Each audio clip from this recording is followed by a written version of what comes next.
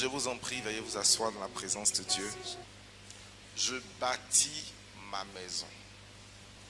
Ici, quand on parle de maison, on parle de sa vie, on parle de sa famille. On parle de sa famille. Il est bon pour commencer de comprendre que Dieu a créé la femme avec une mission différente de celle de l'homme. Dieu a créé la femme avec une mission spécifique. Pourquoi est-ce qu'il est important de comprendre cela? Parce que l'échec vient de ne pas comprendre le but de notre existence. Proverbe chapitre 16, le verset 4, première partie. Tu ne désirais être autre chose que ce que Dieu a prévu que nous soyons. C'est le début de l'échec. Lisons la première partie. 1, 2, 3. L'Éternel a tout fait pour un. Le mot but ici veut dire objectif. Donc il y a un but pour lequel Dieu a créé toute chose. Dieu ne t'a pas créé pour que tu sois un homme. Et ton existence est soutenue par l'intention qui a motivé ta création. La Bible nous dit par exemple dans le livre de Proverbes chapitre 5, le verset 13, il dit vous êtes le sel de la terre. Vous êtes la lumière du monde. Il dit mais si le sel perd de sa... Regardez, il ne dit pas si le sel perd de sa couleur. Il dit si le sel perd quoi? Donc ce qui fait du sel le sel, ce n'est pas sa couleur, c'est son goût. Il dit si le sel perd ce pourquoi il a été créé, c'est sa saveur, le sel là devient quoi? Non, pas fade, inutile. On dit devient inutile et il est foulé aux pieds par les hommes. Quand tu ne sais pas, tu ne peux pas effectivement assumer ton rôle et ta responsabilité. La Bible nous dit que si un homme est en honneur et il ne sait pas qu'il est en honneur, il est comme une bête qui périt. L'apôtre Paul dit, nous qui sommes plusieurs dans le corps de Christ, nous sommes différents. Et il dit, certains sont des yeux, d'autres sont des oreilles, nous sommes des organes. Et Paul dit, est-ce que le bras va se plaindre de ce qu'il n'est pas les yeux? Aujourd'hui, on voit le diable créer dans le monde une crise identitaire. Bien aimé, il y a un message que le diable est en train de répandre dans le monde qui est dangereux. Le message du féminisme. Le féminisme veut dire quoi? Qu'on est pareil. Que les hommes et les femmes sont pareils. Elles sont égaux. Biologiquement, psychologiquement, physiquement, on est différents. Maintenant, regardez-moi, laissez-moi vous dire quelque chose. Le concept du féminisme n'est pas différent du transgenre.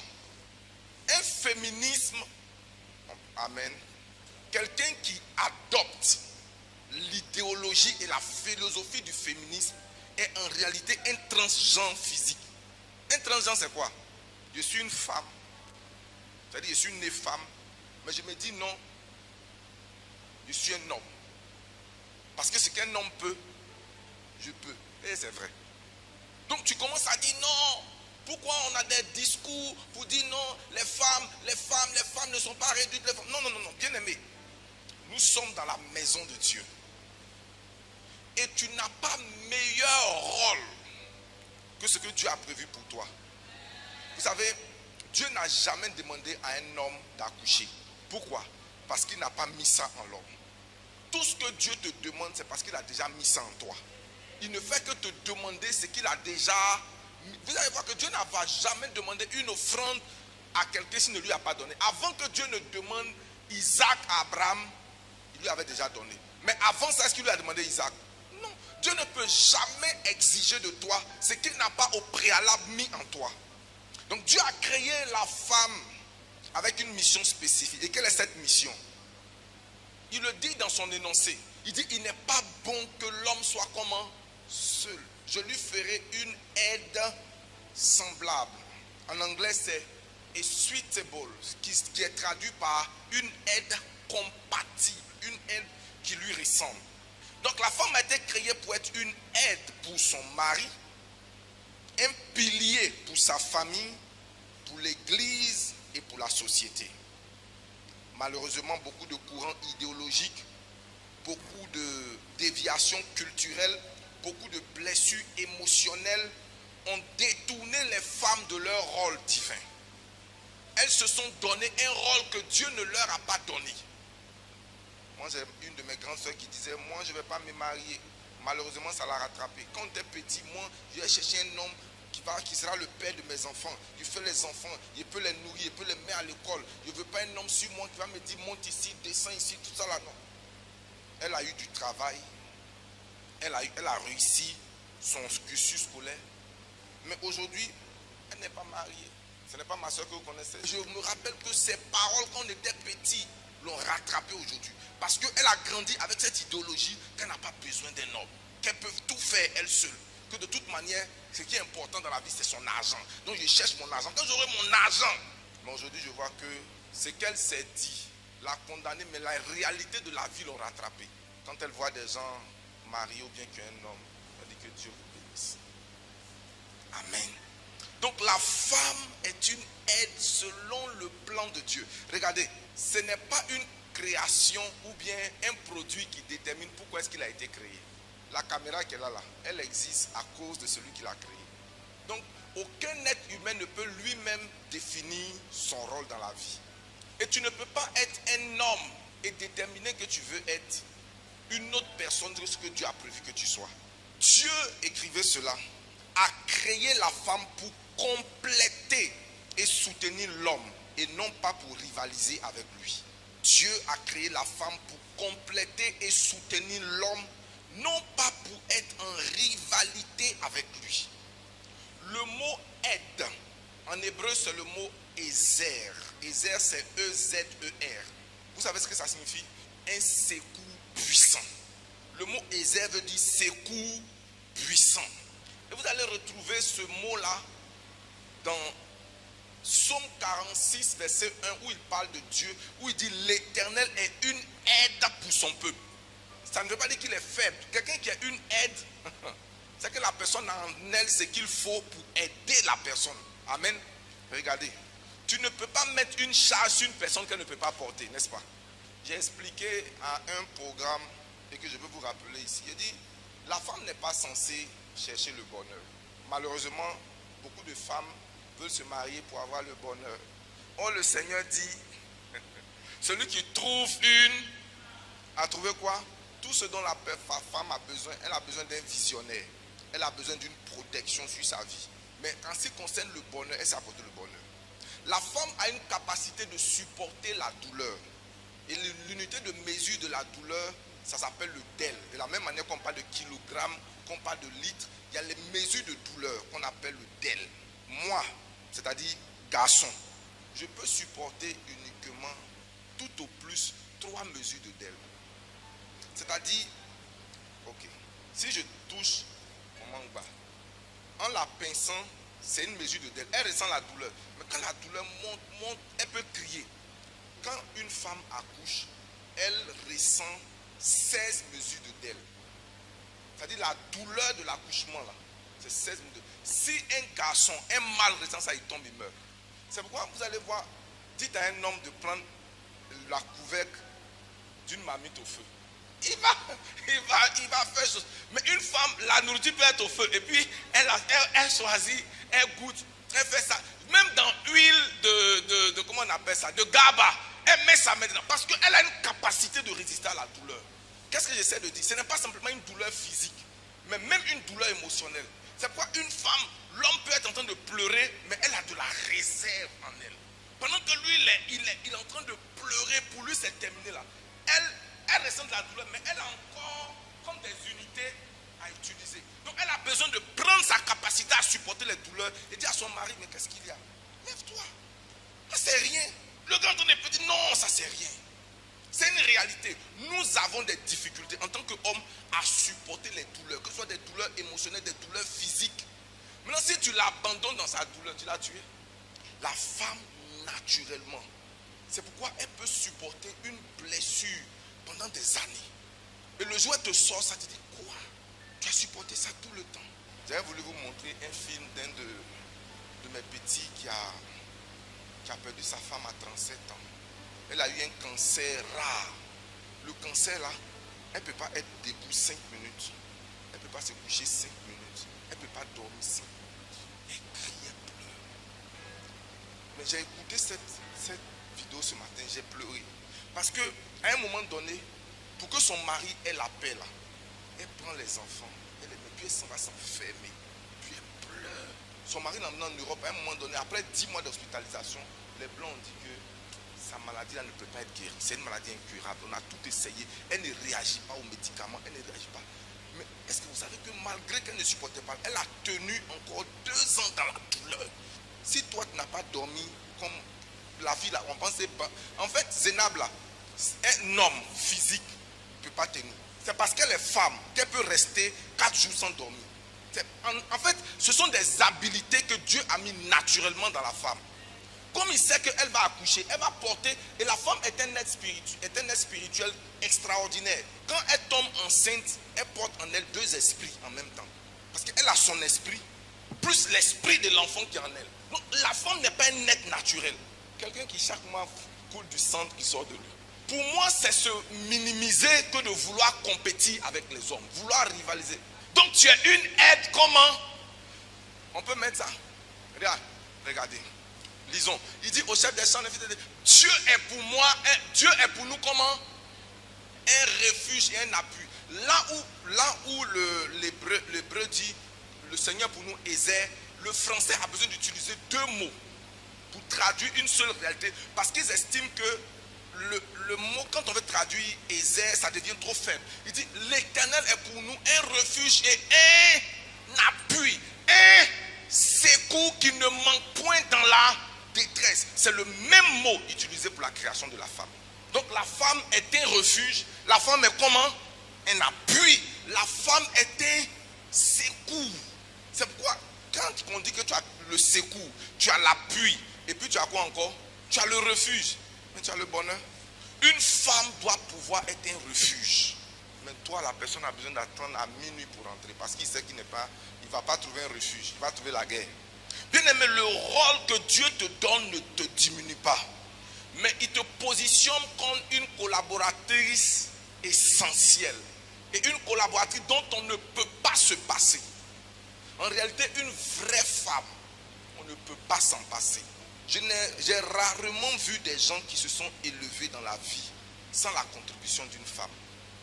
Que ce soit des gens d'église comme des gens de la société civile, je veux dire des gens du monde séculier. Notre patron à nous tous, il s'appelle Mark Zuckerberg, le gars de Facebook là. C'est notre patron, c'est lui qui nous emploie, nous on travaille pour lui. On fait comment? Vous savez le rôle que, quand il parle de sa femme, c'est une asiatique. Elle n'a pas les formes, elle n'est pas Miss Monde, elle n'est pas mannequin.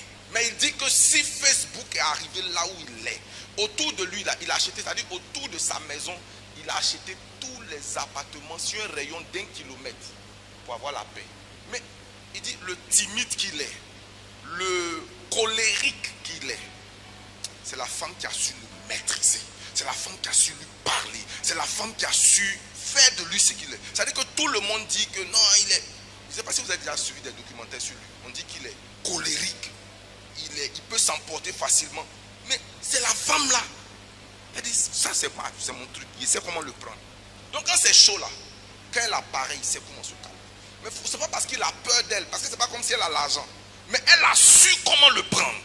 La femme de Bernard Tapie, c'est Tapie lui-même qui disait, il dit, je ne serai jamais devenu celui qui... Il dit, j'étais un vaurien. Mais je suis devenu ce que je suis grâce à ma femme. Un jour, j'ai suivi un panel de Zézé Stan et Janine. Lui, il a tué. Ils étaient là et puis les gens disent, oh, il y avait coach Mada, il y avait non, la femme doit faire à manger. Et puis il dit, lui n'a pas épousé sa femme pour faire à manger. Qu'ils sont mariés, mais sa femme n'a jamais fait à manger pour lui. Tout le monde était étonné. Il dit, la contribution de Janine dans ma vie. Il n'est pas dit qu'il ne faut pas faire à manger. Je suis en train d'aller quelque part. Dis Amen. En fait, il est en train de dire que ce qu'elle apporte dans ma vie, c'est plus que Placali. C'est plus que Foutou. Il dit quand il commençait son entreprise, c'est à un moment donné, ils sont devenus partenaires, non seulement de vie, mais tout. Quand elle rentre, elle apporte un regard féminin. Elle connaît lui sa force. Toi, tu es un technicien. Mais en ce qui concerne, comment on appelle ça, le côté marketing, rencontrer les gens, laisse-moi m'occuper de ça. Toi, quand il s'agit de technique, les chiffres, même les chiffres dans l'ordinateur là, tu vas venir. Mais quand il s'agit de discuter avec les clients, aller avec les clients, parler avec, même embaucher les gens, laisse-moi ça. Et il s'est rendu compte que quand il a laissé ça entre les mains de sa femme, ils sont devenus ce qu'ils sont aujourd'hui. Quel est ton apport dans la vie de ton homme? Amen. J'ai été une fois touché par le témoignage de l'archevêque Kodiagui Vincent lorsqu'il a acheté une nouvelle voiture à sa femme. Et les gens ont dit, oh non, c'est l'argent de l'église. Il les a arrêtés. Il dit, il y a quelques années en arrière, j'avais besoin de 7 millions pour un projet. Aucun membre de ma famille, aucune banque ne voulait me croire. Aucune. Il dit, je n'avais personne. La femme là allait vendre ses petits bijoux. Elle a pris ses économies. Elle est venue me donner. Il dit, ce que je lui donne là, je ne lui fais pas plaisir. Je ne suis pas en train de prouver que je suis trop romantique. Je suis en train de montrer que pendant que c'était dur, elle a fait quelque chose pour lequel je ne lui manifeste pas aujourd'hui de l'amour, mais je lui manifeste de la reconnaissance. Donc la plupart des gens que tu vois faire des images, ce n'est pas souvent qu'ils aiment trop. Hein. Amen. Donc aider ton époux fait partie de ta mission divine. Le problème c'est que tu regardes qu'est-ce que tu peux prendre et non pas qu'est-ce que tu peux donner. Je peux poser une question à une femme. Qu'est-ce que tu donnes? Ne pense pas à ce que tu prends. Pense à ce que tu es prêt à donner. La Bible dit quoi? Proverbe chapitre 14 verset 1. La femme sage fait comment? Elle bâtit sa maison. Je te vois bâtir ta maison au nom de Jésus. Que veut dire être une aide? Premièrement, c'est d'être un soutien spirituel et un soutien moral, c'est-à-dire un soutien d'encouragement. 1 Pierre chapitre 3 verset 1 à 2. La plus grande force d'intercession d'un homme ne doit pas être sa maman mais sa femme. Moi quand j'entends souvent ma meilleure intercession c'est ma maman, j'avais dit que tu es mal marié. Et si malheureusement pour toi les prières de ta femme vont en opposition aux prières de ta maman, c'est que tu es en danger. Fait que ta maman prie un côté, toi mais tu pries, ta femme prie un autre côté. Tu es comment? Je n'ai pas entendu. Ça date de quand tu as prié pour ton mari?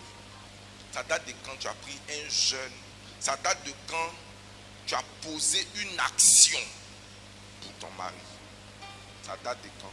Ça date de quand tu as pris une enveloppe et puis tu as mis le nom de ton mari dessus. Bien aimé, dans mon parcours ministériel, j'ai vu beaucoup de femmes venir vers moi. Tout ce qu'elles demandent, t'as dit mon mari n'a qu'à avoir la promotion.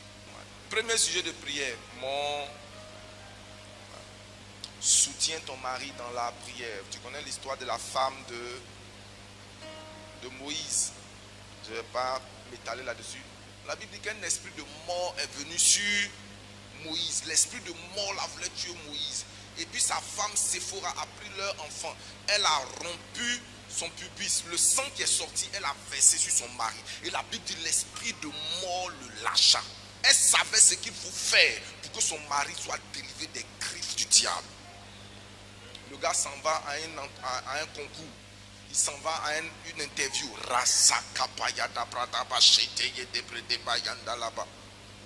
Bien aimé, il n'y a rien de plus important que d'avoir une intercesseuse comme femme.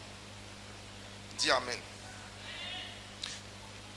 Être un soutien dans l'encouragement. Comme je t'ai dit, l'encouragement c'est une énergie. Ce n'est pas seulement une énergie physique. L'encouragement c'est apporter de la force à la personne. Quand elle est sur le point de se décourager, quand ses échecs retentissent, quand la personne a l'impression qu'elle est en retard, quand se rend compte que le voisin vient d'acheter une nouvelle voiture et que ses enfants s'en vont regarder la télévision ailleurs et qu'il voit qu'il y a tant, dit à son mari, chérie, tu n'es pas n'importe qui. Madame Kouy, amen. Combien tu es pressé? Tu vas attendre au nom de Jésus. Amen. Deuxième aide que la femme peut apporter, aider dans les décisions en apportant la sagesse et le discernement. Proverbe chapitre 31 verset 26. On peut m'afficher ça, Proverbe, mon temps est en train d'aller. Proverbe 31 verset 26. Je vois les femmes de cette église être bénies. J'ai dit je vois les femmes être bénies au nom puissant de Jésus-Christ. Remets, what is it? Elle ouvre la bouche avec comment? Elle ouvre la bouche avec quoi? Pardon, il ne faut pas trop parler. Quand tu ouvres la bouche, il faut que ce soit sagesse. Dis amen bien. Retiens tes mots. Quand tu ouvres la bouche là, ça doit être avec quoi? Sagesse. Donc la femme apporte de la sagesse. Sagesse dans ses mots. Sagesse dans ce qu'elle a dit. Et elle apporte du discernement. Parce qu'il est reconnu que la femme a un sens surnaturel. Elle a une intuition extrêmement développée. Et l'intuition est une faculté spirituelle. Chez les femmes, c'est beaucoup plus développé. Donc utilise ton intuition. Vous savez, quand l'intuition n'est pas bien utilisée, ça devient de la suspicion. Qui c'est la différence entre la suspicion et l'intuition? La suspicion, c'est que tu suspectes tout. Dès qu'il a sa collègue, il sait que c'est ta copine. Dès qu'il reçoit un coup de fil, c'est qui a envoyé? En fait, c'est le même don, mais qui est mal utilisé. L'intuition, c'est voir les choses venir de loin. C'est-à-dire les choses qui vont dire, ton ami là, je ne le sens pas. Ton ami là, je ne le sens pas. J'ai des filles spirituelles, tout ce qu'elles ont dit à leur mari d'avant, c'est fini par arriver. Il dit, ton mari m'a envoyé un coucou à 23h là. Attends, il t'envoie 4. Mais il a dit quoi? C'est un coucou. Chérie, il dit, ton ami là, sa manière de m'envoyer coucou, de me regarder là, je te dis, il ne faut pas demander, c'est moi, je l'ai. Et c'est fini par arriver. Elle dit, je ne t'ai pas dit. Elle a vu ça longtemps. La personne est chaud, il veut mettre son argent, il veut acheter une voiture seconde main, il veut envoyer tout l'argent. S'il y a une de mes filles qui souffre beaucoup, si c'est en direct que Dieu bénisse, c'est la femme du prophète Lago. Lago aime prendre les devants. Manleti lui dit toujours tout ça. Dès que quelqu'un vient, non, tu as un fils là, on va l'emmener en Tunisie, il va aller jouer là-bas. Lui commence déjà à calculer. S'il va en Tunisie, si il signe son premier contrat, on m'envoie 10 millions ou bien 20 millions, on fait ça. Sa femme dit, j'ai compris. Hein. Lui, il a déjà vu la fin. Elle regarde le chemin. Elle dit, le gars même qui est venu te proposer là, est-ce qu'il ressemble à un gars qui peut signer concours? Mais quand il est dedans, il est lancé. Il dit, Daddy, il faut parler à ton fils. Daddy. Et ce n'est pas une fois. Hein. Ce n'est pas 2 fois. Ce n'est pas 3 fois. Cette année-là, je n'ai pas encore entendu. Mais chaque année, il y a toujours un kata. Il y a toujours quoi? Mais ce n'est pas à tout qu'elle s'oppose. Elle a cette intuition qui est comment? Forte. C'est pourquoi très souvent on dit, quand tu dois prendre une décision finale là, emmène ta femme avec toi. Elle va percevoir des choses que tu ne vas pas percevoir. Et c'est un don qui n'est pas un don spirituel, mais qui est un don naturel. Amen. Donc il faut utiliser ce don là pour l'avertir. Il faut utiliser ce don là pour mettre des choses devant lui, pour dire, patron, la décision est à toi, hein. Mais voici. En réalité, quand tu proposes comme des suggestions, l'homme n'aura pas de choix que de te suivre. Le problème, c'est souvent quand tu veux lui imposer. Tu dis non, si tu ne fais pas comme ça. Tu dis, non. Écoute-moi, aucun homme n'aime être dicté. Même si ce que tu dis est vrai, il va te résister. Parce qu'il ne veut pas être dicté. Tout ce qu'il a. Mon chéri, est-ce qu'on ne pourrait pas faire ça comme ça? Donc la sagesse, c'est dans le comportement. La sagesse, c'est dans l'attitude. Que Dieu te donne cette sagesse. J'entends pas ton amen. Je dis que Dieu te donne cette sagesse. Troisièmement, la femme crée un environnement paisible. Elle crée un environnement comment? Paisible et structuré. Dites chapitre 2, versets 4 à 5.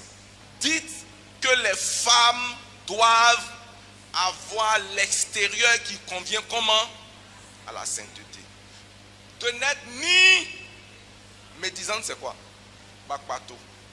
Qu'elle ne soit pas des bakpato. Dis amen bien.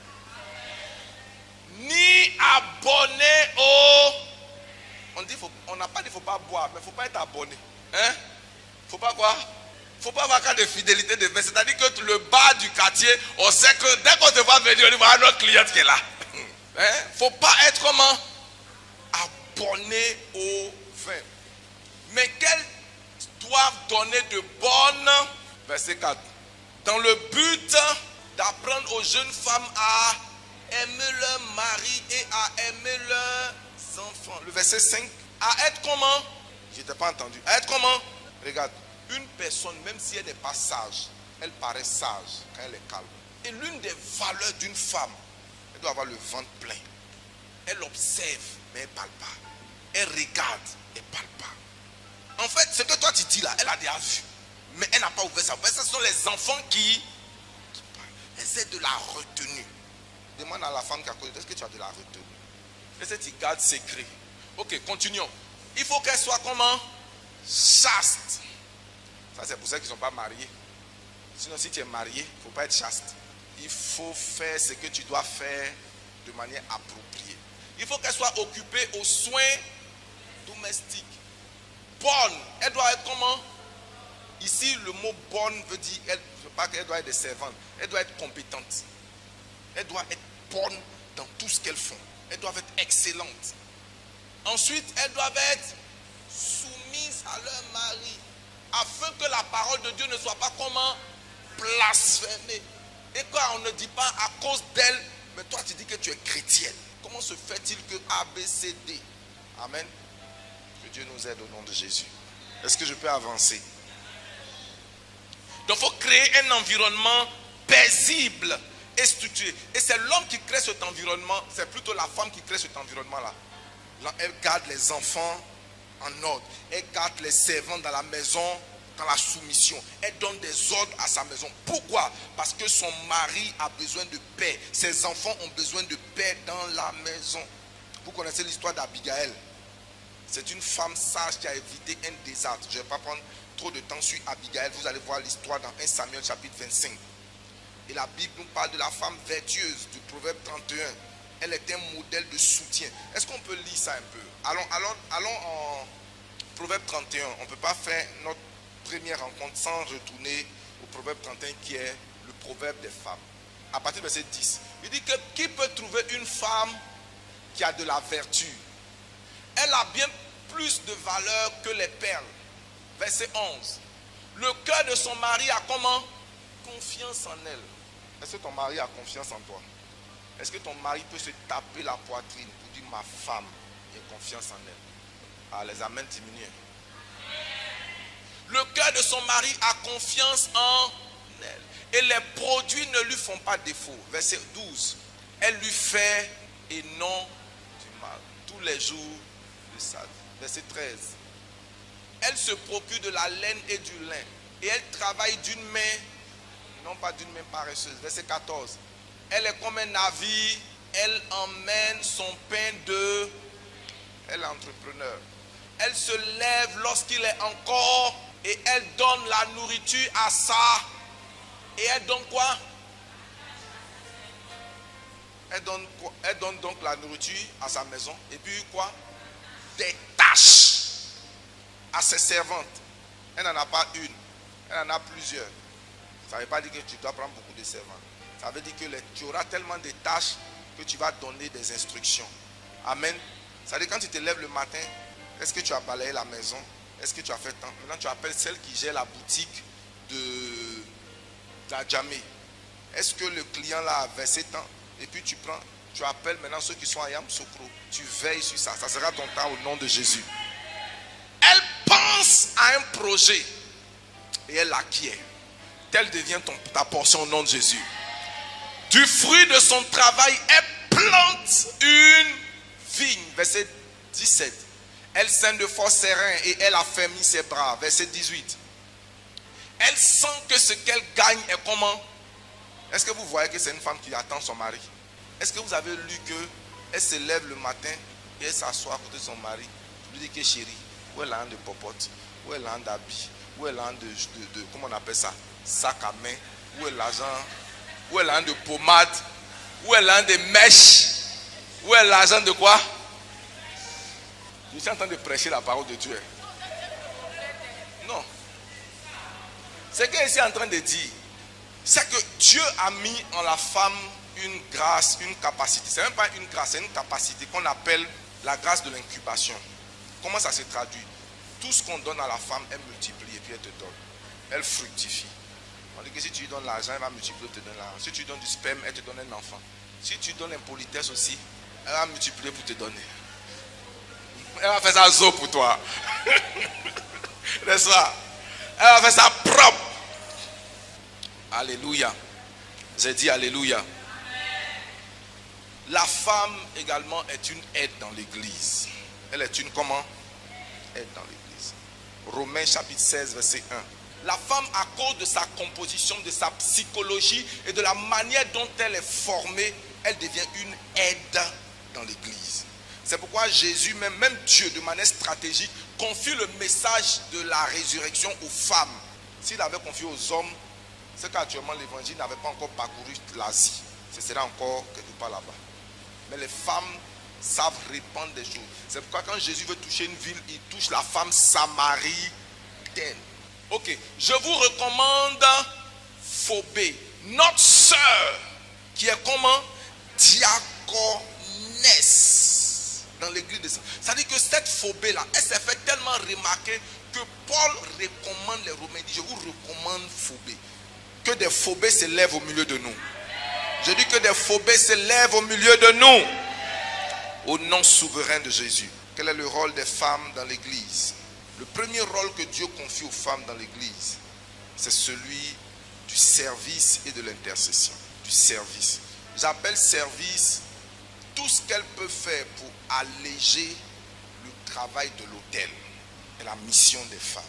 Luc chapitre 8, verset 3, verset 2 à 3. Luc chapitre 8, verset 2 à 3. Il dit, les 12 étaient avec lui. Et quelques, je t'ai pas entendu, et quelques qui avaient été guéris d'un esprit malin. Et on cite les femmes là. Marie, dite de Magdala, de laquelle il avait sorti combien? 7 démons. Encore allons au verset 3. Jeanne, femme de Chuza, intendant d'Hérode, Suzanne et plusieurs autres qui fait comment? Qui l'assistaient de leur bien. Même Jésus a eu besoin du ministère des femmes. Les hommes étaient là, mais c'était les femmes qui assistaient Jésus de leur bien. C'est-à-dire quand Jésus doit voyager, ce sont les femmes qui disent Jésus. Femme, au lieu de critiquer le pasteur Yoro, chaque semaine, viens mettre des choses à la disposition de l'homme. Pourquoi tu ne dis pas bien amen? Maman chez qui? Ça dit que tu dois t'asseoir là-bas et puis tu dis, mais mon dad il a besoin de crédit pour appeler.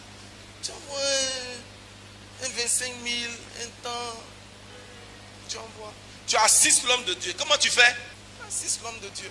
Lorsqu'on regarde le ministère de Jésus, les ressources financières de Jésus ne venaient pas d'un commerce qu'il faisait.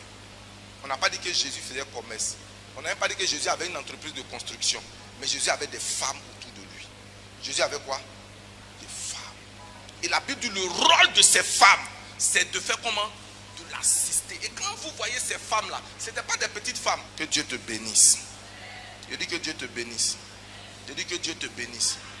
En tout cas, nous on a vu ça avec notre maman. Mon papa disait tout là, elle soutenait les jeunes serviteurs de Dieu. Maman, servant de Dieu, tu as besoin d'avoir à cœur tes pasteurs. Pas simplement moi, mais tous ceux qui sont des pasteurs dans ce ministère-là. C'est-à-dire que de temps en temps, tu dois les visiter à la maison avec des sacs de riz, des bouteilles d'huile, pour qu'ils puissent prier. Mon petit frère Zawi a dit quelque chose qui m'a plu. Il dit, si tu ne poursuis pas le pasteur avec ta dîme, demain quand les démons te poursuivent, il ne faut pas le poursuivre parce que lui aussi il poursuit son salaire, il poursuit son loyer. Il est en train de courir pour voir comment. Ben, chacun est poursuivi par quelque chose. Donc si tu veux que je prie pour chasser tes démons, envoie-moi le Malakai. Comme ça, moi j'ai chassé les démons. Mais je ne peux pas chasser tes démons et puis chasser, courir encore après le loyer. Il ne faut pas dire non, il y a la comptabilité. Moi, je suis convaincu que si 2 ou 3 femmes se lèvent dans cette église-là, jusqu'à ce que Jésus revienne ici en paix. Amen. Ma fille, il ne faut pas rire, il faut dire Amen. Regarde, si tu as ça dans le cœur, Dieu va mettre ça dans ta main. Est-ce qu'on peut avancer?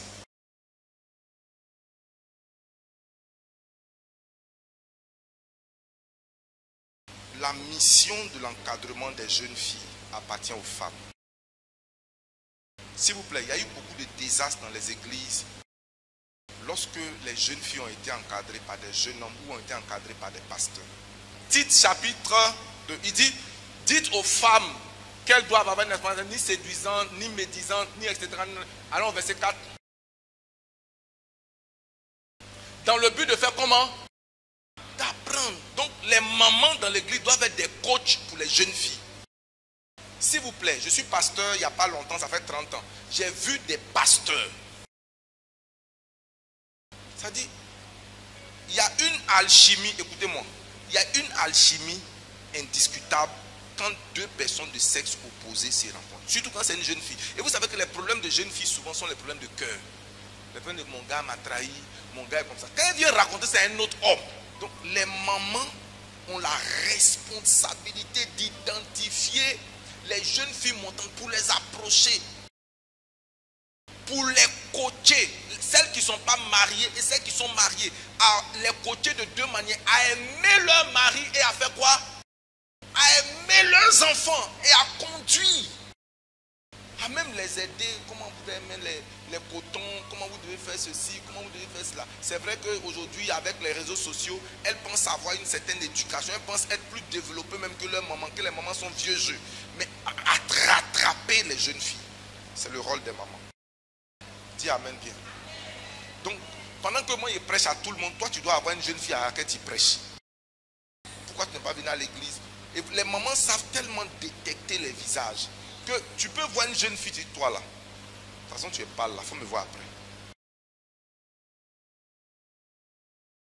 Il faut me voir comment? Tu me vois après le culte. Ou bien tu as son numéro, tu viens, tu vas vers elle. Les jeunes filles, parce que j'ai découvert qu'on a beaucoup de déviations. Et que moi, en tant que pasteur, je ne peux pas tout faire et je ne peux pas avoir cette intimité avec eux. Moi, j'ai encadré une jeune fille qui a pris la grossesse d'un Aoussa parce qu'elle voulait un téléphone. Donc, ce n'est pas parce qu'on donne ou on ne donne pas que ça va faire quelque chose. Ça veut dire que quand l'enfant fait quelque chose là, où tu as la force de lui parler. Mais il y a des enfants, quand tu leur parles, ils ne t'écoutent pas. Ils te disent que quand il te demandait là, tu ne m'as pas donné. Maintenant, tu cries sur moi, pourquoi? Quand il te disait que je voulais là, tu étais où? Est-ce qu'on est ensemble? Maintenant, le problème, c'est quoi? J'ai dit à et moi, la réflexion que j'ai eue, je me suis dit, personne ne peut comprendre ce qui se passe dans le cœur d'une jeune fille comme quelqu'un qui a été jeune fille avant elle. Il y a des choses que les hommes ne peuvent pas comprendre. Une femme sait que les femmes sont manipulatrices. Donc, elle, quand tu entends de faire là, elle dit, moi là, ici ta maman, ou bien c'est ta grande soeur. Ce que tu entends de faire là, je connais. Donc, la maman dans laquelle tu es là, moi-même, je connais. Donc, elle te connaît, elle te fait à ça de mon enfant. Il y a été, ce que tu fais là, tu n'as pas commencé ça. Nous, on a commencé ça. C'est nous, on a inauguré ça. Et puis tu es venu après. Donc, les mamans, s'il vous plaît, aidez nos jeunes filles dans l'église. Je dis, aidez nos jeunes filles dans l'église. Priez avec elles, éduquez-les, conseillez-les, parlez, devenez leurs amis. Qu'est-ce que j'ai dit? Il n'est pas de devenir une seconde maman autoritaire. Ou quand vous voyez, la tante, elle aime trop se mêler des jeux des gens. Soit son ami, soit sa copine. C'est-à-dire, même si elle te résiste, à un moment donné, là, elle va se confier à toi. Souvent, elles sont dans des situations dont tu n'as pas idée. Tu n'as pas idée. J'ai géré souvent des situations, si je t'en parle, c'est compliqué. Une jeune fille a couru après un jeune homme. Et le jour où ils allaient, elle, ça dit ses amis l'ont emmenée dans une résidence. Donc quand elle sortait, tout en elle était gâté. Elle ne savait pas quoi dire. Il a fallu qu'elle se confie à une maman dans l'église. Et c'est la maman là qui va la prendre. Elle dit pardon, il ne faut pas dire à ma maman. Si tu dis à ma maman, je suis morte. Et c'est la dame qui l'a prise. Mais avant, elle a averti sa maman parce que c'est une femme sage. Elle ne peut pas prendre l'enfant de quelqu'un, l'amener à l'hôpital. Elle dit, voici ce qui se passe. Mais pardon, laisse-moi gérer. Tout ce qu'il nous faut là, c'est de sauver l'enfant. Si on la sauve, après tu vas la corriger. Mais l'heure est grave. Elle a pris l'enfant, elle l'a emmené. Les parents étaient informés, non, ne venez pas. Hé, tanti, bon, j'ai appelé tes parents, je leur ai dit que tu es en congé chez moi. En tant que ses parents qui envoient l'argent pour la soigner. Mais quand tout est rentré en ordre, ils l'ont reprise. Ils ont bien expliqué. Mais comme elle avait sa part de responsabilité, ils n'ont pas poursuivi le jeune. Le jeune avait des messages. Même dans son téléphone, il y avait un message que c'est elle qui poursuivait le gars. Donc le gars n'était pas amoureux, mais il lui a dit, ok, si tu m'aimes vraiment, il faut accepter que mes amis aillent toi. Il dit, ok, si c'est pour ça que tu veux que je te prouve que je t'aime vraiment, tes amis n'ont qu'à faire. Si elle avait quelqu'un qui lui dit, ma fille, on ne prouve pas amour comme ça. Quelqu'un ne peut pas te dire qu'il t'aime et puis, est-ce qu'on est ensemble? Amen. Soyez des encadreuses. Touche une maman, dit, soyez une encadreuse. Sois un leader dans le service.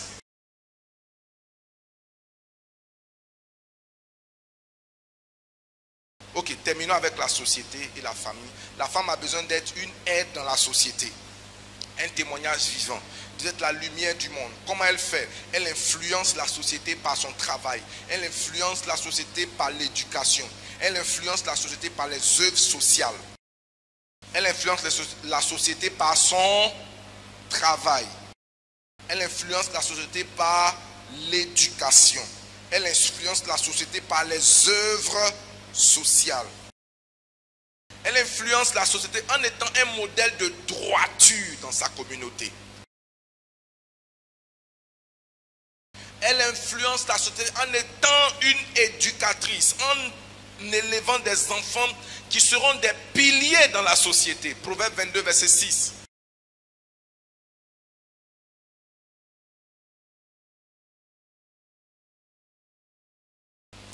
La femme est une mère à la fois spirituelle et biologique qui transmet des valeurs bibliques. Instruit l'enfant dans la voie qu'il doit suivre. Et quand il sera vieux, il ne s'en détournera pas. Est une mère spirituelle et biologique qui transmet des valeurs bibliques. Apporter l'unité et la paix dans les relations familiales. Une bonne maman ne se met pas en compétition avec son mari. Je n'ai pas entendu. Une bonne maman n'oppose pas ses enfants à son mari. Il ne faut jamais le faire. Même si vous êtes séparés, ne pose jamais une question à ton enfant. Entre papa et puis maman, tu aimes qui? Il y a des gens comme ça, ils veulent savoir. Il faut me dire, entre papa et puis maman, tu aimes qui? Tu es en train de tuer l'enfant. Tu es en train de partager son amour. Logiquement, dans la bonne éducation, les parents doivent être solidaires dans la correction. Ils doivent être comment?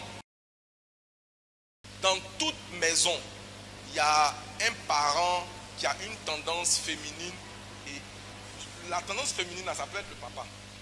Son côté féminin là est tellement prononcé que lui, c'est lui le papa poule, c'est lui. Et puis la maman, elle est le côté masculin, c'est elle qui corrige.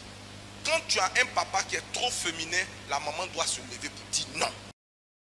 Parce que si vous deux, vous êtes femmes, les enfants, vous allez perdre les enfants. Il faut qu'il y ait dans la maison quelqu'un qui élève la voix, quelqu'un qui corrige, quelqu'un qui discipline. Mais si c'est le genre de personne, moi mon enfant ne lave pas assiette, moi mon enfant ne fait pas ci, oh mon bébé chou, mon bébé tant, mon bébé si.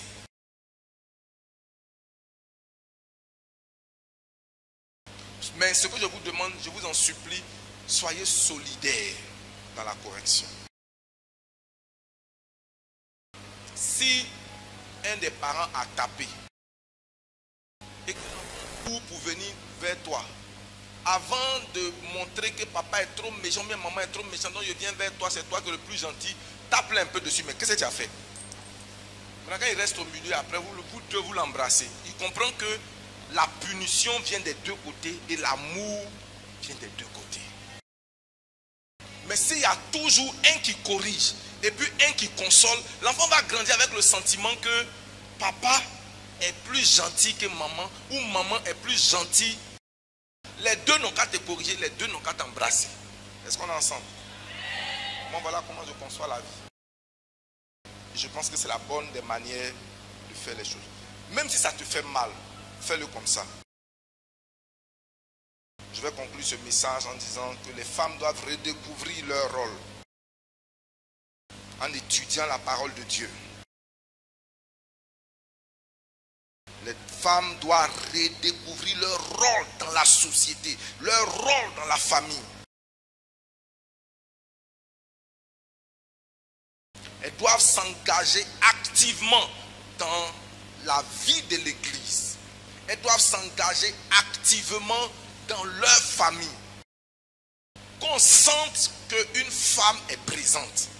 Qu'on sente que deux femmes sont présentes.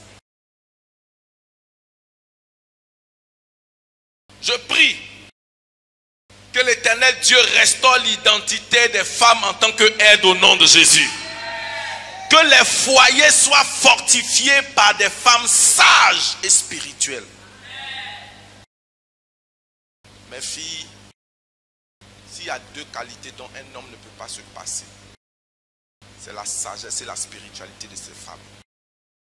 Sinon la beauté ça laisse, le teint laisse, les formes laissent. Mais une femme spirituelle et une femme sage sera d'un grand prix. La Bible dit on peut hériter de ses pères, des maisons, des richesses, mais une femme intelligente est comment? Est un don de l'Éternel. Tenons-nous sur nos pieds, on va prier.